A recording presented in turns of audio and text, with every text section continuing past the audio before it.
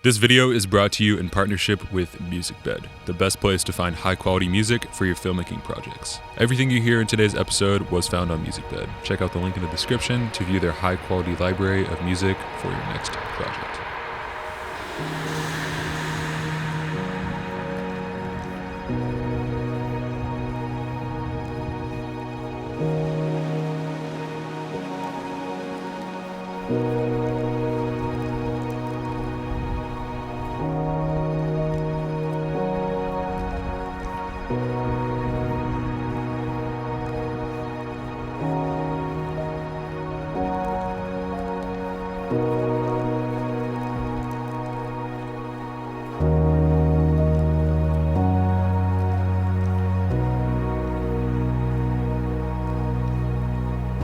In this episode of Field Trips, we met up with Los Angeles-based photographer Willem Verbeeck. Willem has spent the last 4 years living in New York City before pursuing a recent move out west to Los Angeles.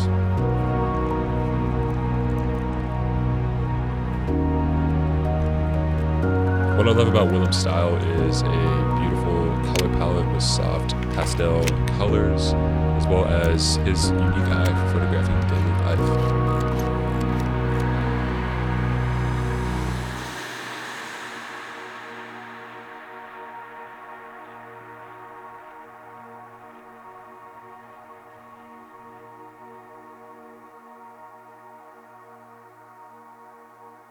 We started out our trip with an afternoon and evening spent in Palm Springs, California. If you've never been to Palm Springs, it is known for a lot of the quintessential mid-century modern architecture in California.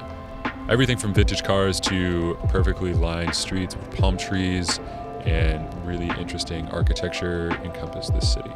In my opinion, the neighborhoods in Palm Springs are one of my favorite things to just walk around and enjoy the scenic views and architecture. And on this specific day, we were able to find a lot of really interesting and unique scenes to take photos of.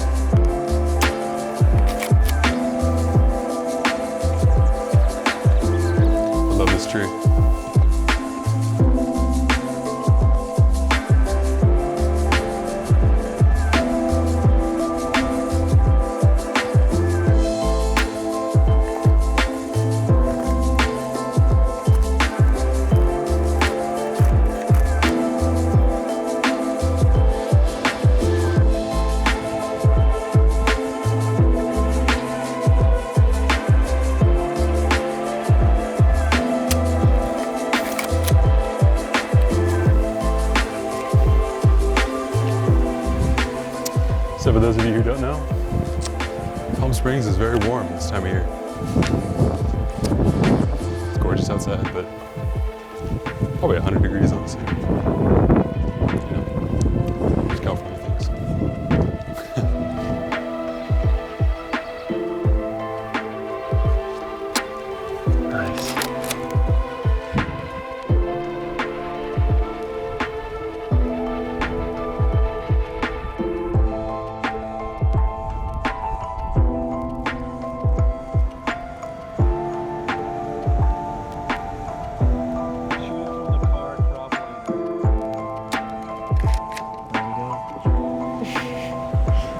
photos are made.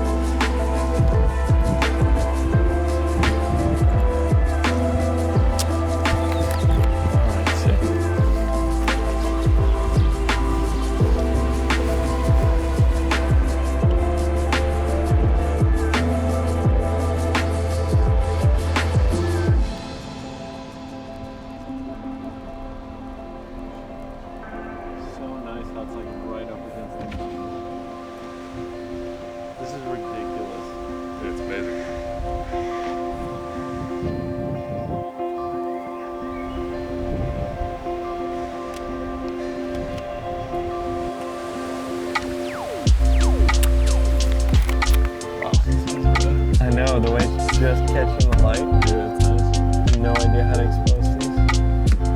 It's probably the brightest part of the frame. Is that another one? That's sick. Have you blasted?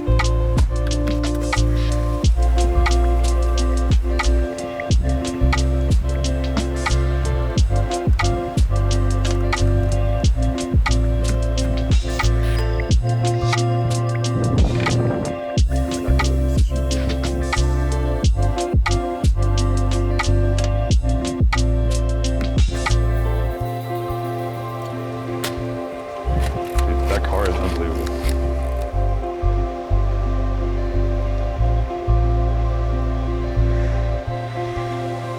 Yeah, I honestly feel like backlit looks the best for these houses. Yeah. Plus the mountains behind it. It's like a really soft light, you know?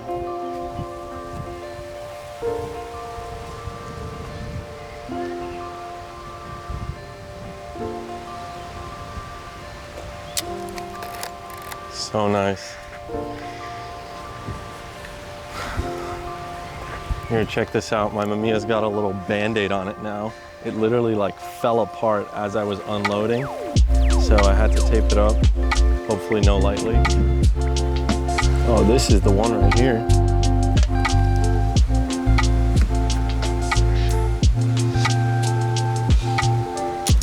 So sick.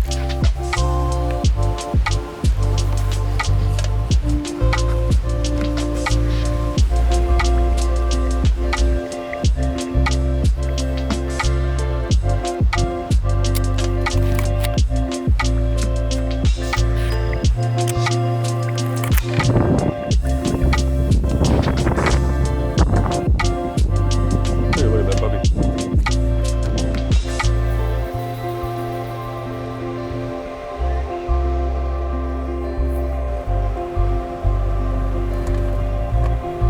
Modern love.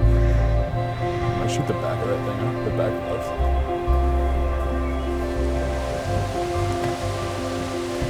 I like the blue car more.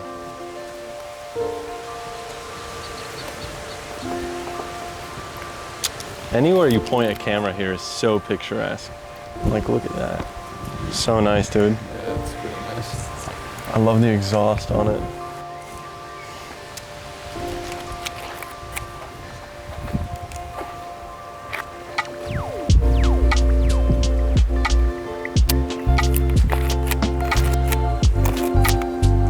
Yeah, dude, it's nice, but like the decals on it.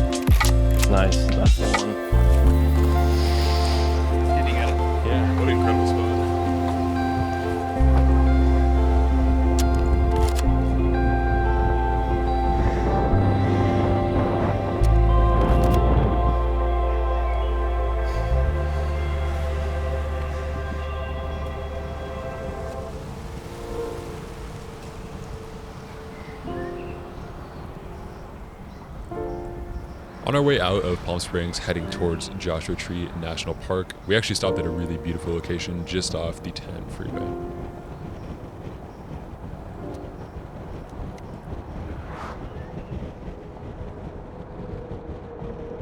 Every time you drive into Palm Springs or anywhere east from Los Angeles, you hit this kind of beautiful scenic view of tons of different windmills with beautiful mountains in the background, and I've always wanted to stop here and take photos.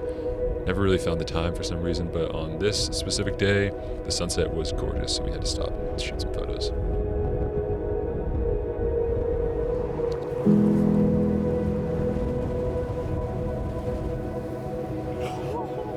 This is crazy.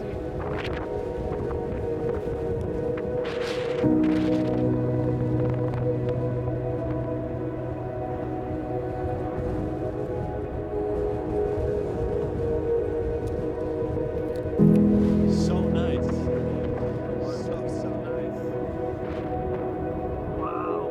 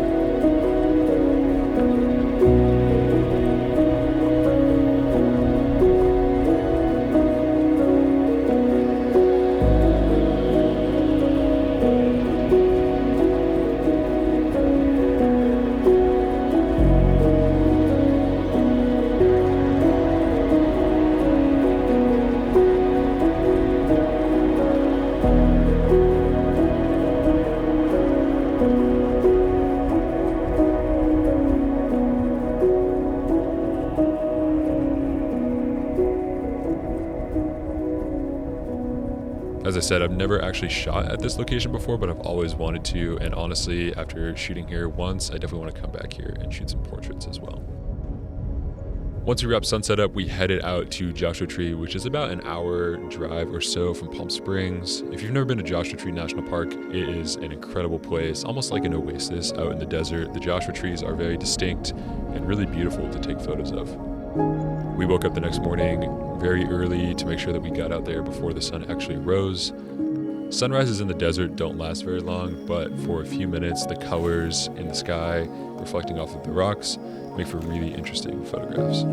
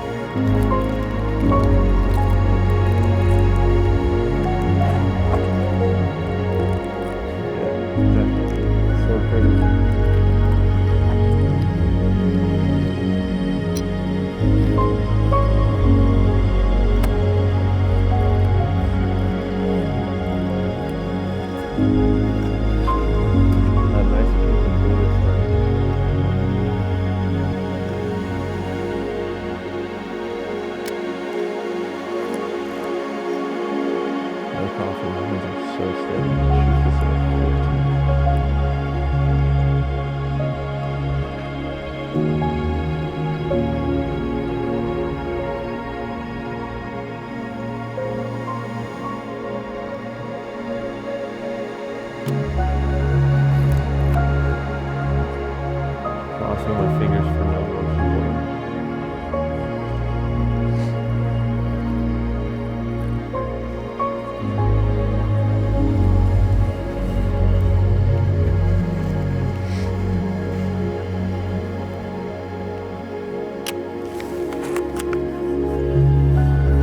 It's nice when they like droop down like that.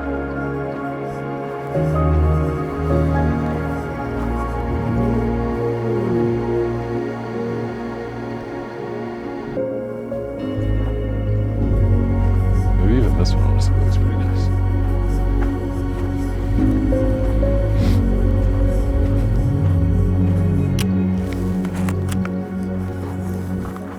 The gradient's really nice.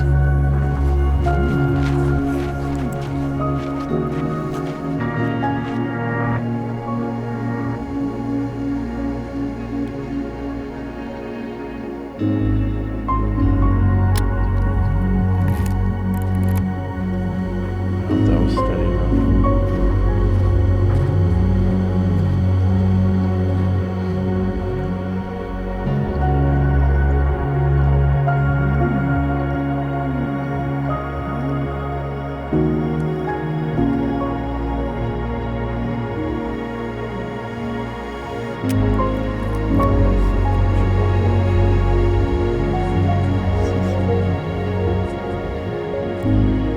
It's kind of nice how like people walk in so many spots.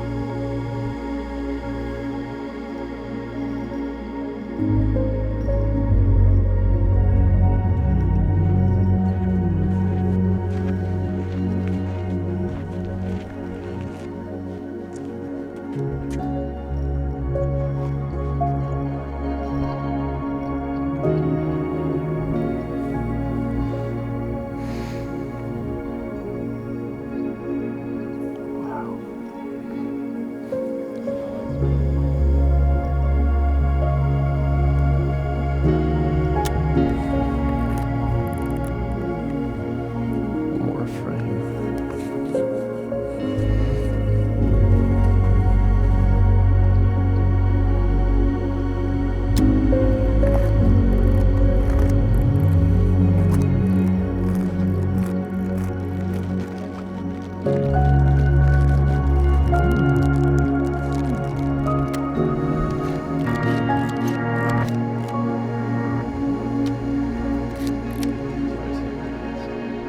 No, actually, they might.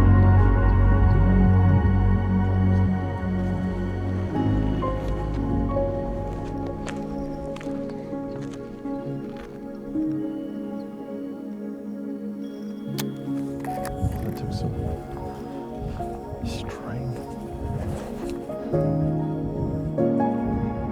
We can make a compilation of It's Not Too Cold. It's really nice right now. It's actually so nice. Oh, this feels nice.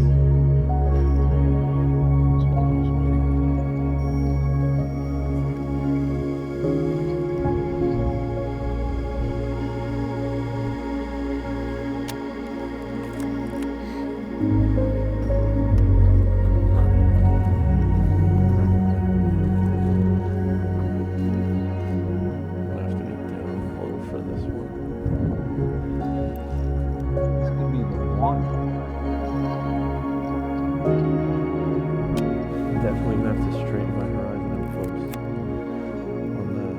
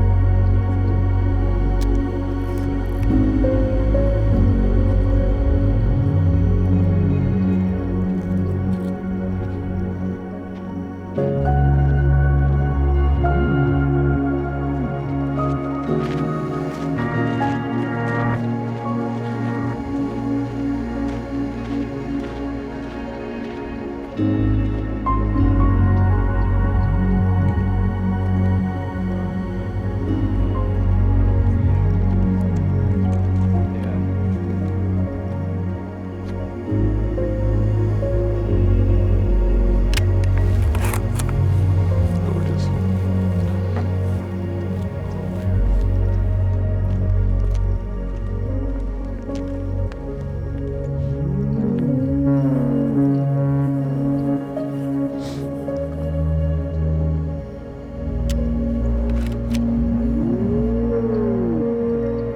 This place is so crazy. It just feels like you're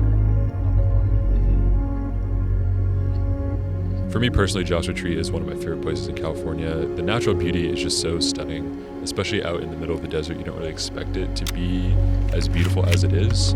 We had a great morning here shooting sunrise photos and walking around. And for the most part, we had the national park all to ourselves.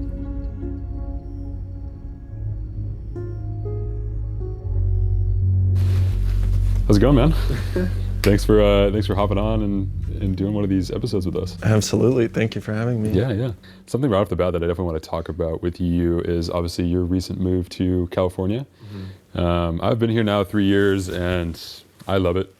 I know we talked a little bit about it before you kind of actually moved here, but what do you feel like is kind of catching your eyes so far? What do you feel like about California is really kind of has been beneficial for you so far in your kind of photographic process?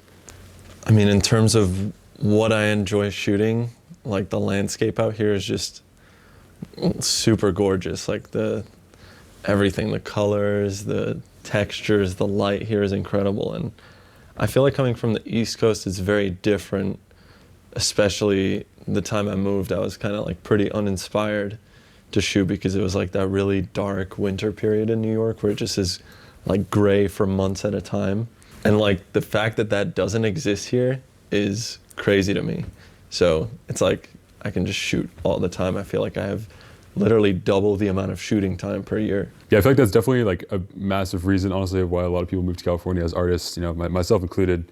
Growing up in the Northwest, honestly, it just rains 8 months out of the year, so it's not super enjoyable to go out and feel inspired to take photos. You know, and I think if we're being honest, the sunshine really does that for most people. Do you feel like, I know it's only been a month as of now, but do you feel like even with that, your photographic style has definitely, I'm assuming, been influenced in some way by being here? What's funny is that like I haven't seen much of what I've shot here yet. Like I have for the past month, I've shot like seriously more than I have in the past couple months in New York. But I've also like intentionally not looked through much of it all. Like I just want to like instinctually shoot here for a while and then I'll look through the work and like see if there's anything I actually like. But yeah, I just go on like 3-hour walks a day here because it's so nice, and I want to take advantage of the time when it's like still fresh in my head, you know, because I'm sure I'll get used to it more and I'll get like numb to all the things that are like inspiring to me right now, just being new here. Yeah, definitely. So I'm just trying to take as much of that in, and it's super nice. Yeah. Yeah, I feel like something that a lot of people don't really understand about California specifically is how diverse everything is here. Like even on this kind of couple-day trip that we're doing, we're here in Joshua Tree National Park, which is very unique, especially when it comes to like kind of desert landscapes. We're also going to Anza-Borrego Desert later this afternoon, and then over to kind of the southern coast tomorrow morning. And just the reality of, you know, you can really drive a couple hours in any direction and be in a completely different environment. I think to a lot of people it's just really exciting. And it's a big reason of why I think a lot of people find inspiration here is because I think there's something for everyone here, whether you enjoy shooting landscapes or more conceptual work or shooting portraits. Like there's tons of different really unique and interesting ways you can go about that here. Yeah, I mean, back home, driving was always like a big part of photography for me because I wasn't somebody who really shot New York very much. So it was always like at least an hour or two driving out of New York to go and shoot. So like coming out here, just leaving LA and just watching the landscape like change by the minute is insane. Like as you're driving, there's so much to shoot out here. And I feel like even in the city of LA itself, like the pockets of neighborhoods are so like dense and different. Yeah, I feel like I can just spend the next couple of years shooting just LA. So I feel like when it comes to like YouTube and making videos, I feel like just the thing that I noticed the most, even when hanging out with you for the last couple of days, is you're very good at just kind of being who you are and staying true to yourself. Even like, you know, the person I'm talking to right now is, I feel like someone that I've watched on a screen before, and it doesn't really feel any different whatsoever. Do you have any advice, I feel like, for people who may be struggling trying to find their own voice? Yeah, I mean, I hear that a lot, and it's like strange because I don't know, I don't really put thought into it that way. Like I literally just, I'm not somebody who can like act and be somebody different on camera or like put on a persona for something. But I think it's because of how it started, which was I literally was just like making videos about like the process of learning photography. Like the first videos I was making was like the first time I was doing a lot of the things that the videos were about. And I think that's what people liked. Like it was very relatable, and like I'm not a professional. I'm not like, I don't take photos for a living.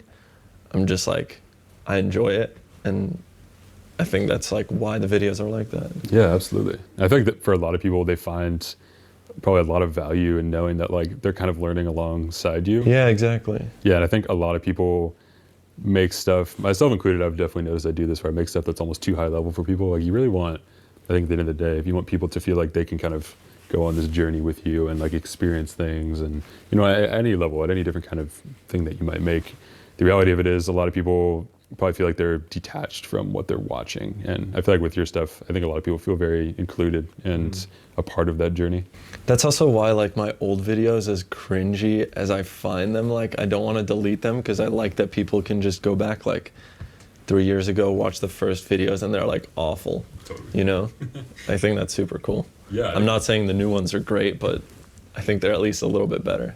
Yeah, and I feel like what that does too is it, at least in my opinion too, I've never deleted a single photo on my Instagram account. Like I love having people be able to see like the progression over the last, 9 years, I guess now it is. Because I think it's a bit more honest way of kind of going about sharing stuff on the internet, I think a lot of people try to be as kind of well kept and put together as possible. But I think there's a way to do that with also being really honest about like where you've come from and kind of how you've gotten to where you are. Yeah, I'm actually quite the opposite. I have like 20 photos on my Instagram. I just... That works on YouTube though. yeah, YouTube is kind of where I just like really show everything, and I think like it's just transparency. Like I don't really hide anything. Like I show a ton of bad photos too, and I think people like that. Like none of my stuff is super polished, and like if there's mistakes and stuff, like you'll see them. Totally. It's so interesting to talk about like specifically film photography because I really do feel like it opens the door to making mistakes and like being okay with that and learning from it.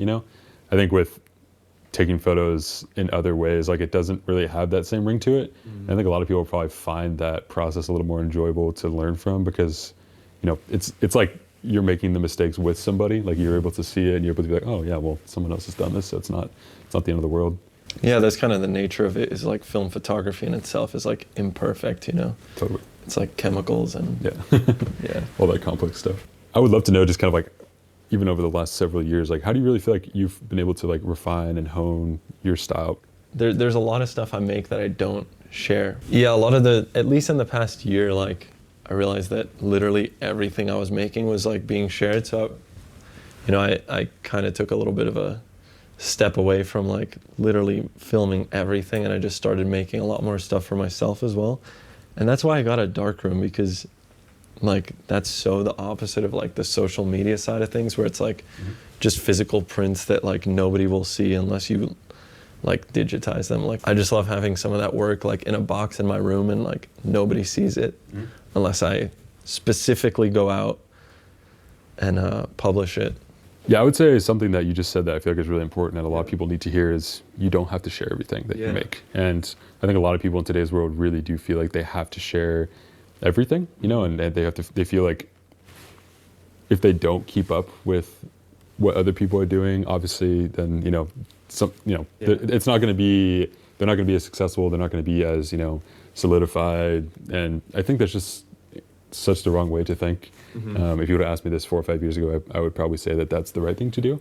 But I feel like for me, that's definitely come with just kind of maturing and understanding like kind of how actually I want to work. Where do you feel like the value is in kind of allowing yourself to not really share everything?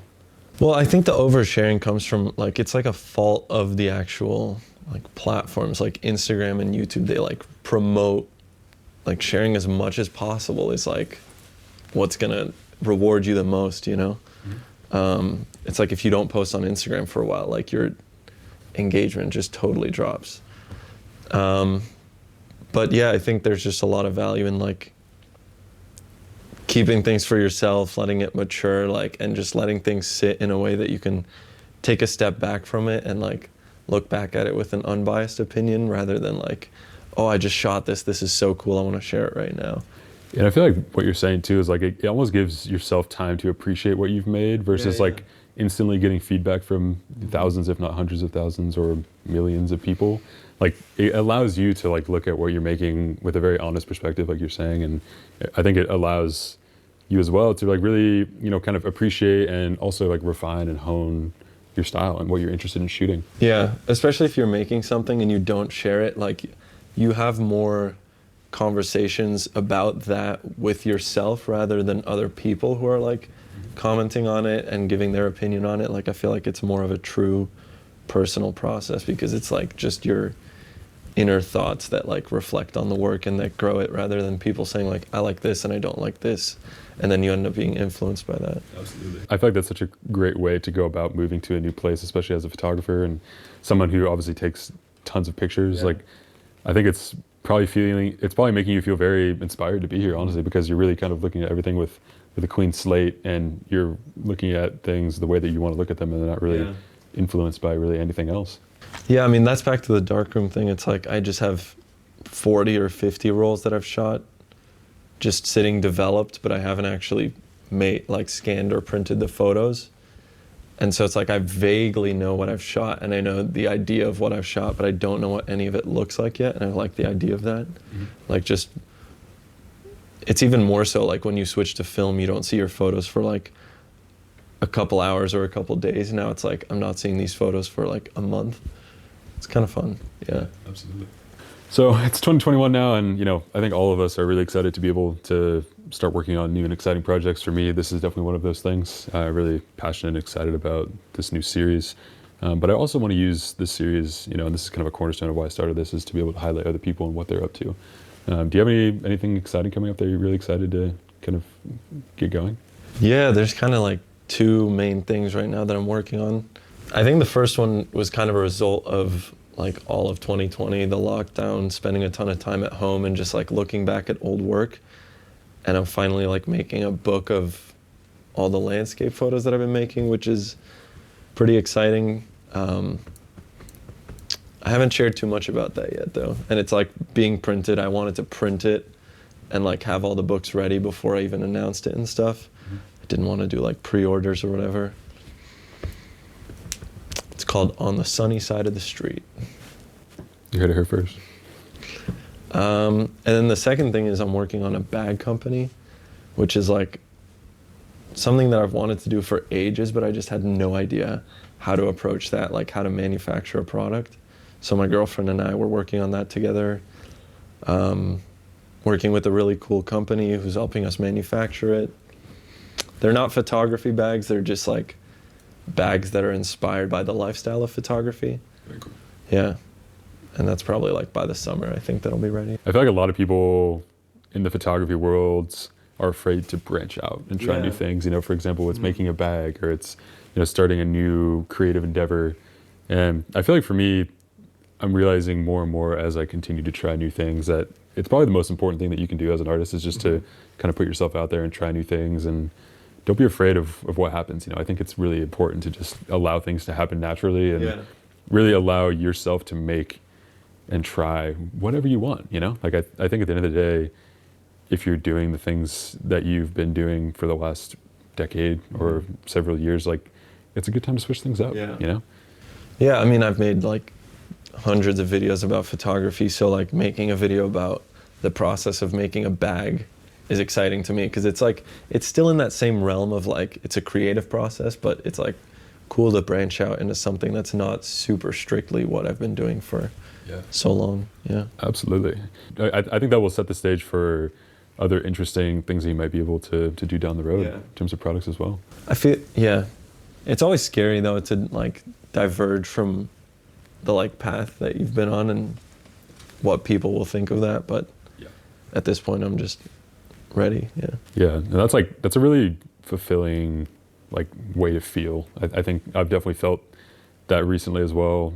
Just with like, I think for the longest time I was struggling feeling like the stuff that I was making on YouTube was like what I wanted to make, and I think I kind of just said enough, and like I'm just going to do things exactly the way that I want to do it. And all of a sudden, like all those irrational fears of who will like this, who won't, how many views will this get, how many views will it not get, they all go away. And you get excited about making stuff that you're really proud of, and I think that's like true creativity, is just allowing yourself to really try anything and have your own unique voice attached to it without really the worry of anything else happening. Yeah, I mean, I remember a reason I started my channel was because there really wasn't many like film photography channels specifically at the time. And I remember being like, I'll just make videos about whatever I'm doing, and if anybody watches, like great. And then, over the past 3 years, I think there's been like so many new good channels that I'm like, all right, cool. Like there's so many videos being made now that I feel like I can totally do something else, because there's like all these other cool people with different voices and different perspectives on things that I think is really exciting for me, but that also makes me excited to try out just totally different videos.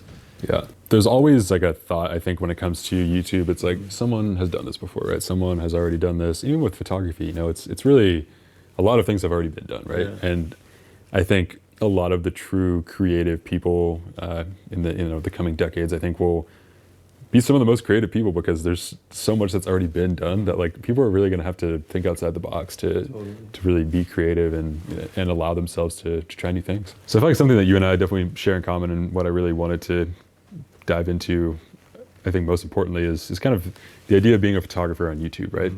And we were talking about this a little bit yesterday, but I feel like it's an important distinction to make, at least for me. I'm sure you would agree with this. I look at myself as a photographer who has a YouTube channel, and I feel like it's really important to say it that way, versus I'm just a YouTuber. How do you feel like you've started to navigate that process? Because I think for me, it's been really difficult, if I'm being honest. I was a photographer for probably 6 or 7 years before I decided to start really making YouTube videos like consistently. And ever since then, it's definitely kind of felt a little weird. You know, it's like I almost feel like people sometimes don't take me as seriously as they typically would. And I want to be able to kind of separate, honestly, what I do on YouTube from the photography side of what I do. Do you kind of feel a similar way to that? Yeah, I mean, I would like to think that, yeah, that's something I think about a lot. I'm sure that everybody who's on YouTube is a weird place, because like as a photographer, you're also like alongside Logan Paul, you know, on the same platform. Yeah. No offense to, I mean, it's just like you share a platform with like so many different genres of entertainment, and at the end of the day, like the YouTube videos are entertainment, right? For a lot of people, at least the stuff I make, like there's some tutorial based things, but like I think that most of the stuff that I put out is just like stuff that people watch because it's like whatever, relaxing to watch, or people enjoy watching photos being made, more than like I'm doing like technical tutorials on how to edit and stuff. So I think like naturally that lends itself to people seeing, you know, you and I more as like a host rather than like a photographer. Yeah, I just tried to stop thinking about it that way, and I just realized that like some people will watch it a certain way, some people will watch it to pass time because they like it, and some people will watch it because they like you as a person and they like your photography. You know, like I'm sure that maybe, I don't know what the percentage is, but like maybe 10% of your viewers like go to your website and actually like look into your work. Totally. I don't know, the YouTube stuff moves so quick, and I think the photography will like last beyond that, hopefully. I completely agree. Like the YouTube stuff, the videos will be whatever, buried in the YouTube algorithm in like 5 years, but I like to think that I'll still care about my photography in 5 years, and I won't really care about the videos, you know? Oh yeah. Not that I won't care about the videos, but... Totally. I think for me, I look at YouTube in this very moment in 2021 as more of an opportunity than anything. Yeah. And I really kind of feel like I'd be kicking myself if I didn't at least try to do it the way that I want to do it. But that comes at a cost, you know, and that cost sometimes is like my saneness. And I feel like it's important for people who are watching us right now to hear this, because, you know, it doesn't really stop, I don't think, at any level you get to on YouTube. Honestly, my favorite kinds of videos to make are really just someone following me around taking photos. Yeah. And I think it sets the stage to be stressed out about making sure that the photos are good. And anyone who knows the photographic process in any way, shape, or form knows that it doesn't really work that way. You don't just walk outside and magically get amazing photos. Like, good photos take a long time. Good photos take lots of effort and research and practice. And I think that's what I wish I could convey to people more often, is this process is very difficult. It takes a long time to kind of form a style and form great images that you're really proud of. And probably in a couple of years, you're not even going to really like those images. So that's something that I think I'd probably struggle with the most. Is I love making those kinds of videos. I think they're really fun. And the person filming me is more of a fly on the wall. I don't feel like I have to perform as much as being, you know, talking to the camera.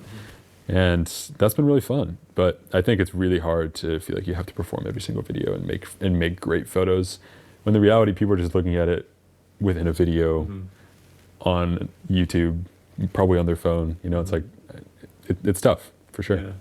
I think the goal with them, or the way I separate it, is that the goal with them is very different. Like the way YouTube is made is like, and the way they set it up for like creators to actually like in the background, like it's like all based on views, right? Like YouTube sets it up so that like views are rewarding. Even when you go in like your creator like panel or whatever it's called, they like applaud you when your video gets more views, which is super weird to me. And the goal with photography is never like, oh, I want to get as many views on this as possible. Like whenever I make pictures, I just feel like if a few people appreciate this the way that I saw it, then like that makes me happy. Yeah. So that's like the two different goals. And I think for me, that's why I love like publishing my photos in like printed stuff so much. Like I've done 2 zines up until this point, and the new book is really exciting for me because the YouTube videos are like, here's, you know, fun, entertaining stuff to watch. And then like the printed stuff is like, all right, here's like myself as a photographer. Yeah. And it's cool that way because I think that really separates it. And yeah, the few people who watch the channel and also care about the photography can like buy that book. Something that I realized too is like if I look at like kind of my favorite photos I've ever taken, most likely I don't have video footage of that photo. Yeah. You know, it's like I'm probably off on my own somewhere that I've, you know, slept in my car or something, and you know, I found like something cool that I would only really find if I was focused on doing that. And I feel like if it's healthy to look at YouTube as a way of just kind of expressing yourself as a creative person. And it's less of an outlet for photography specifically, I would say. Yeah. You know, like you said, printed form is probably one of the best ways to enjoy photography, being honest. I love looking at people's websites too, like really well done websites, look great. There's a lot of I'd say there's a lot more better ways to look at like actual photos than, you know, on a YouTube video. Totally.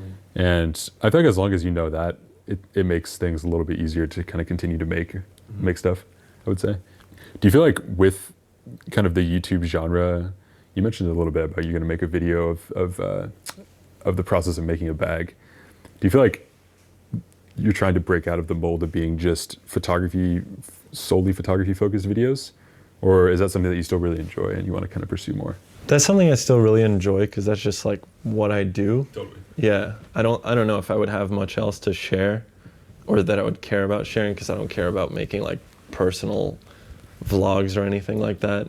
But yeah, just anything. I'll gladly share anything creative that's going on.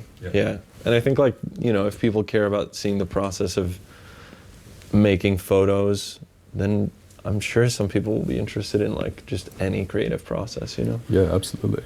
Yeah.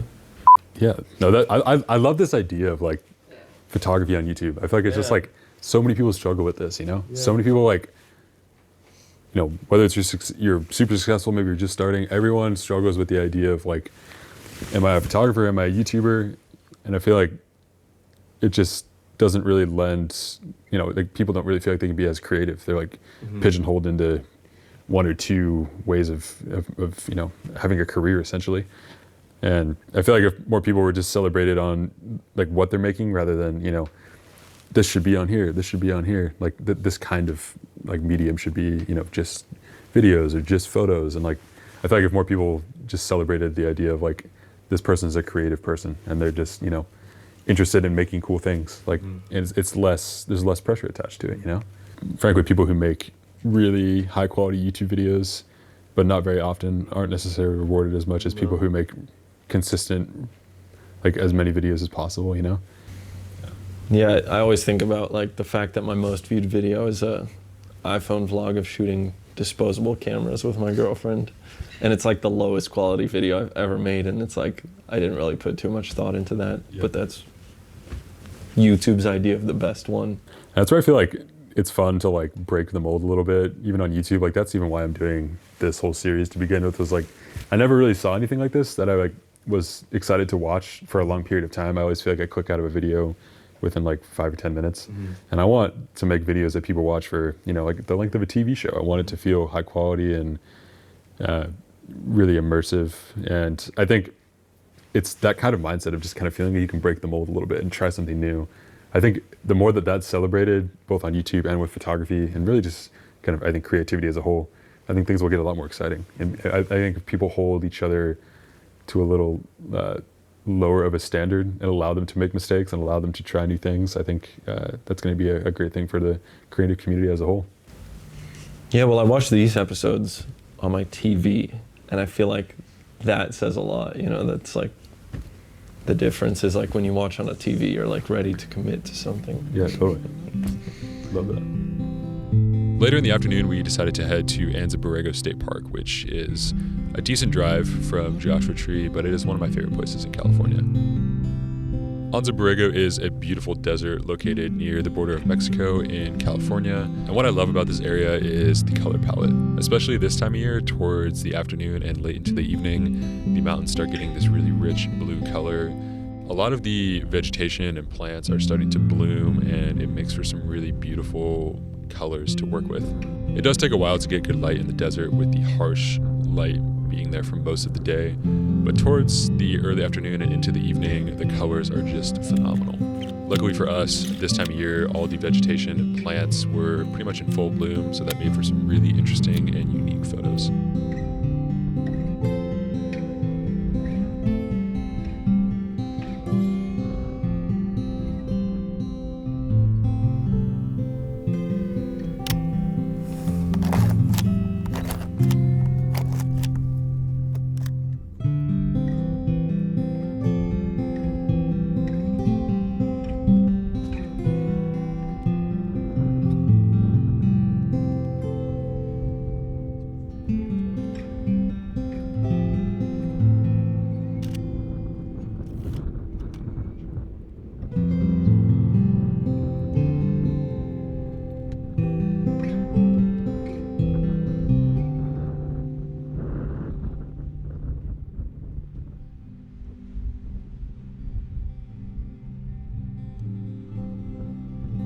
Oh, wow.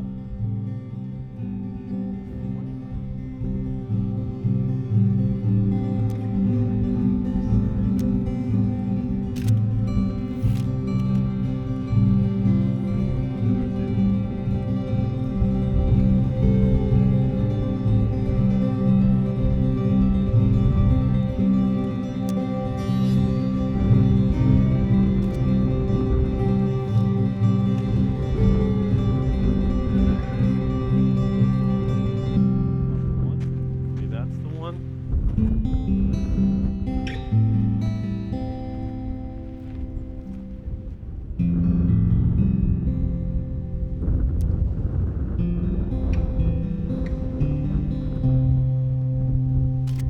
The camera's just like one big box and the wind just hits it, like shakes it around.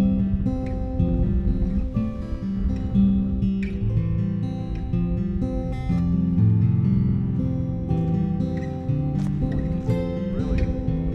Yeah.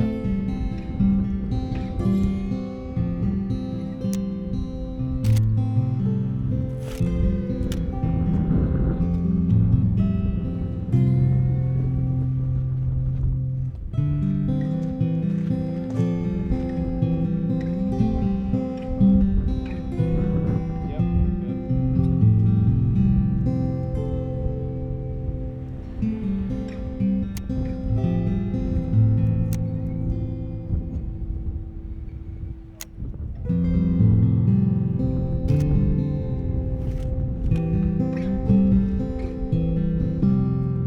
You getting it?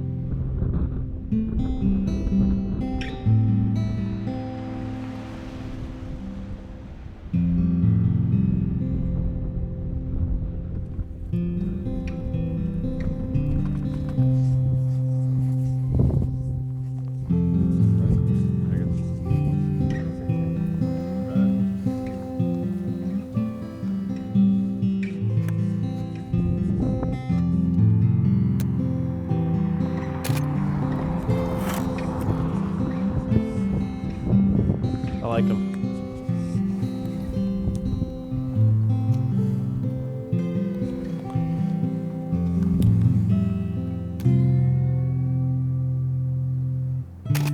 Nice.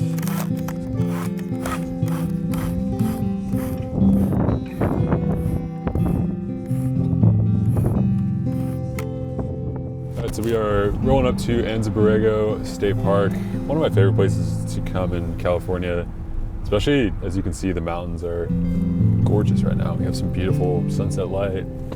Should be able to get some nice colors, I'm hoping. It's a really nice, like, kind of clear day, but it's also like a little hazy from the clouds, which honestly makes the mountains look beautiful. So I'm gonna go shoot that now.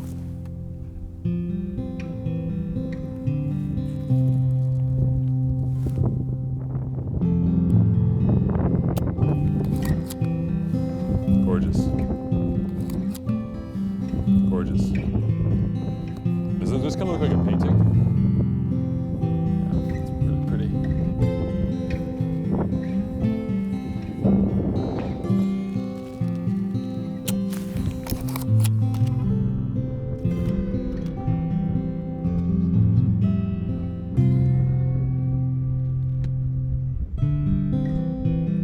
Switching to a little bit of a wider lens, the 65mm for the landscape.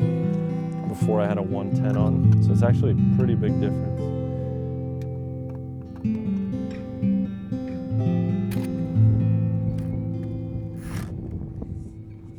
Glad I switched to the wider lens there. It's got really nice colors.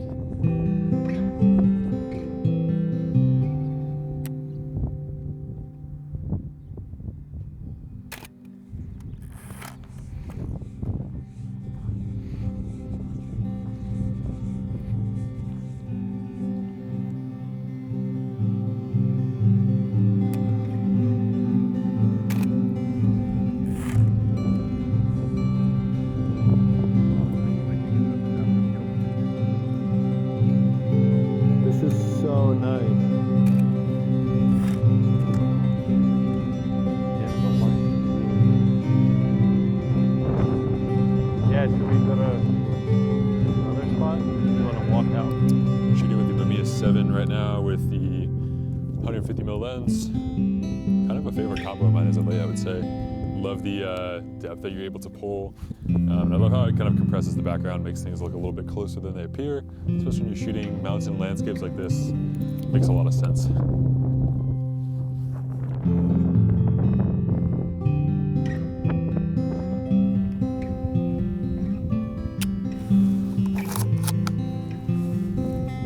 Incredible.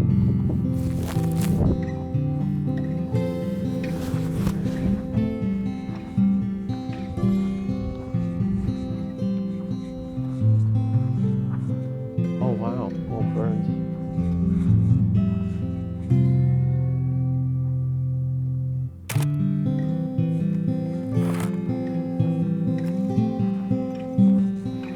Beautiful.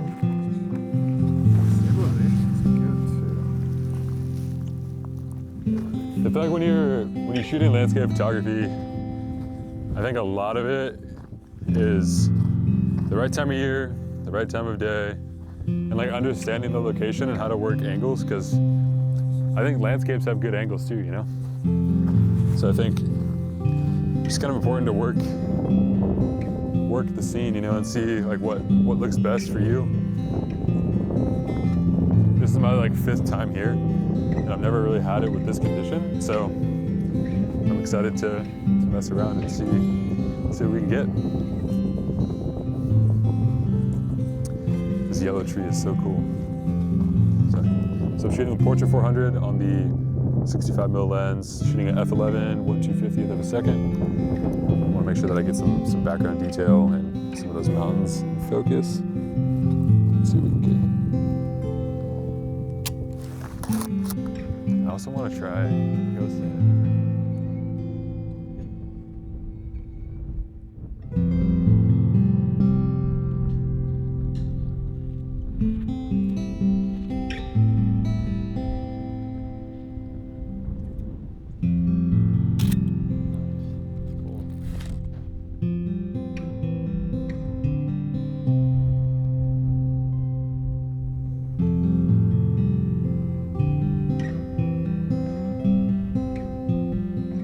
A personal favorite scene of mine was definitely photographing this bright yellow tree with the rich blue mountains in the background. I felt like this was a really unique composition, and as many times as I've been to Anza Borrego, I've never actually seen this tree in full bloom.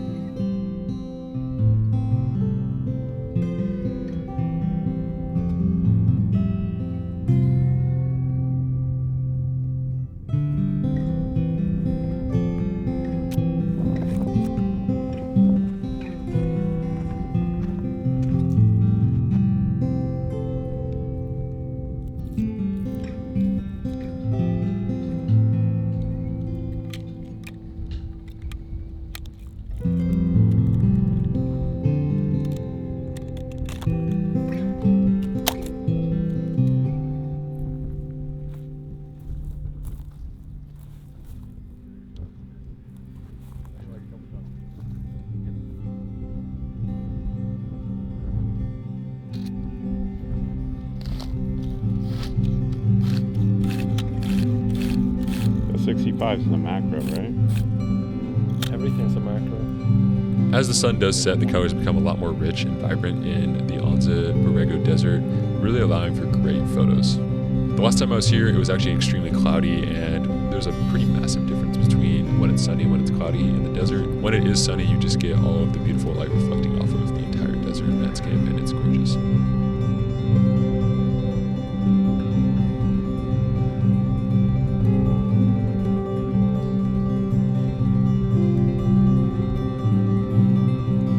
As we ascended out of the valley, we headed to the coast of California. The drive consisted of a lot of fog and cloudy conditions, which was a stark contrast from the beautiful sunny scenes that we were just photographing. From there, we drove to La Jolla, which is a beautiful beach town just outside of San Diego.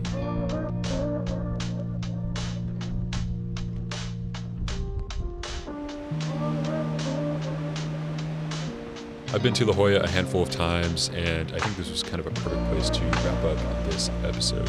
It's really fun to walk around the waterfront of La Jolla. The beautiful beaches and the crystal clear blue water is always really fun to take photos of. La Jolla is known for its gorgeous neighborhoods and beautiful scenery. I love being able to see the entire coastline when you're looking north, and a lot of the flowers were out, which was absolutely gorgeous to take photos of.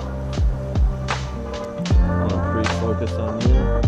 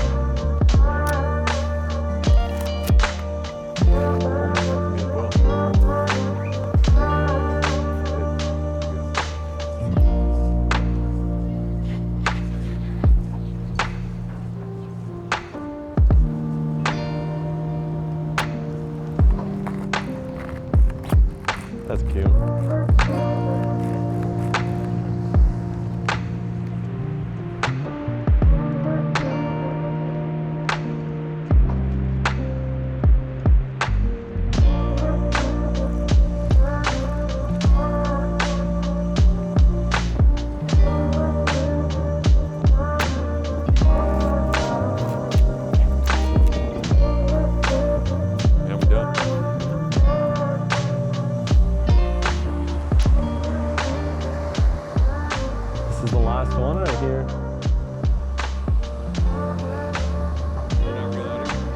No.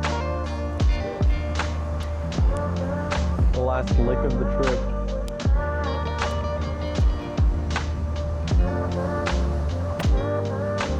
It's been a good run.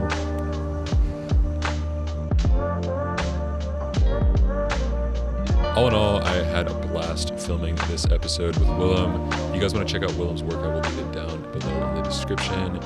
Honestly, just a great guy, really fun to hang out with, and we had a blast exploring this beautiful area of Southern California. Until next time, take care, guys.